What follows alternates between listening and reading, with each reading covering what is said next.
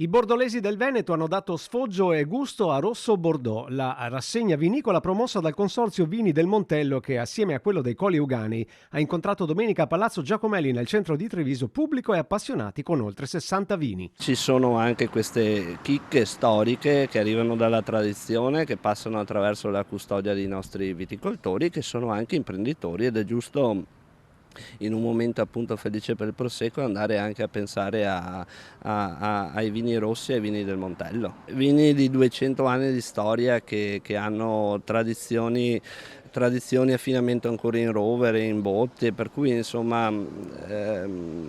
probabilmente ecco, io non sento più parlare di queste cose qui, quindi è interessante riscoprirle. La manifestazione rientra nel calendario delle celebrazioni di Padova, Venezia, Treviso, Rovigo, capitale della cultura d'impresa 2022, progetto promosso da Assindustria Veneto Centro e Confindustria Venezia Rovigo, e si inserisce tra le iniziative che il Consorzio Vini del Montello ha ideato per valorizzare lo scrittore trevigiano Giovanni Comisso. Il primo paesaggio di cui ha parlato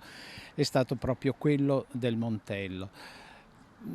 Comisso incrocia questo luogo nell'infanzia, nella gioventù, durante la guerra mondiale, nella battaglia del Solstizio, e poi